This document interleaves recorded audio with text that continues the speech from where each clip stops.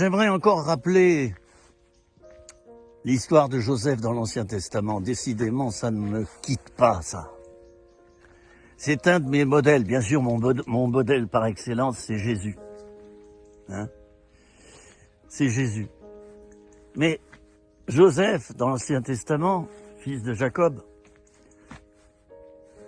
à 17 ans, c'était le chouchou de son père, tout allait bien. Et de 17 ans à 30 ans, ça a été un barouf infernal dans sa vie. Il a tout connu, il a été vendu, on a failli le tuer. Il a été vendu 2 fois comme esclave.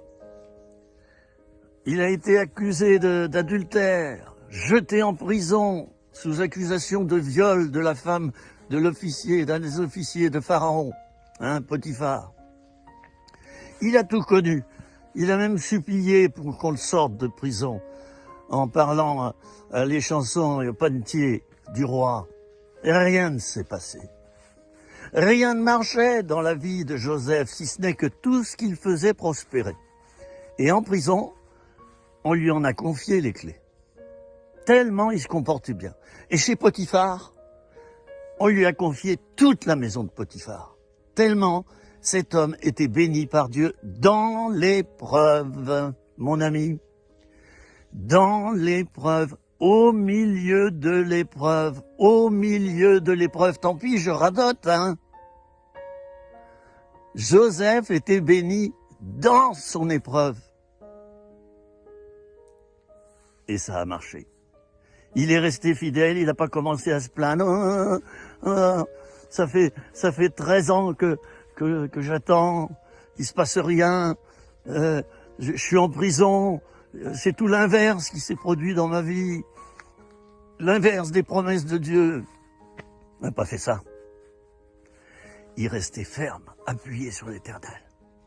Et en un jour, tiens-toi bien, en un jour, le Pharaon vient le chercher, le fait chercher du moins. Il interprète un songe de Pharaon. Et Pharaon prend son anneau, l'anneau qu'il avait au doigt.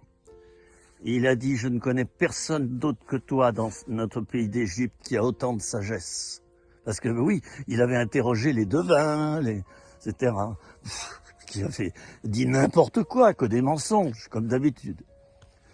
Eh bien, Joseph, simplement, parce que Dieu lui a donné l'interprétation des songes de Pharaon, a reçu l'anneau de Premier ministre. Il n'y avait que Pharaon au-dessus de lui. Et on lui a donné les plus beaux vêtements. On l'a rasé. On l'a mis sur un char. Et il a été acclamé dans toute l'Égypte. Alors, toi qui te morfonds, réfléchis bien, 13 ans, Tu m'entends? 13 ans. 13 ans d'épreuve. Où il a vu tout à fait l'inverse. Où on a failli lui ôter la vie, je sais pas combien de fois, à notre ami Joseph. Il ne s'est pas plaint. Il savait que Dieu est avec lui. Donc il s'est dit, ça va marcher. Dieu ne ment pas. Dieu n'est pas un traître. Il accomplit sa parole. Eh bien, fais la même chose pour toi. Proclame cela. Dans la mesure où tu as mis Dieu dans ta vie, et dans la mesure où tu vois que Dieu est toujours avec toi, parce qu'il nous le montre quotidiennement qu'il est avec nous. Si on sait bien regarder, et entendre, et comprendre. Alors, proclame que Jésus est avec toi, et peu importe, ça va durer 5 ans, 10 ans, 15 ans. Mais qui sait qui ensuite aura, j'allais dire, la queue basse, c'est une expression, c'est ton adversaire. Et qui est-ce qui sera en haut du podium? C'est toi, à côté de Jésus-Christ. Je t'embrasse, c'était 3 minutes, rien que pour toi. Courage, tu vaincras, quel que soit le délai, quelle que soit l'attente. À bientôt.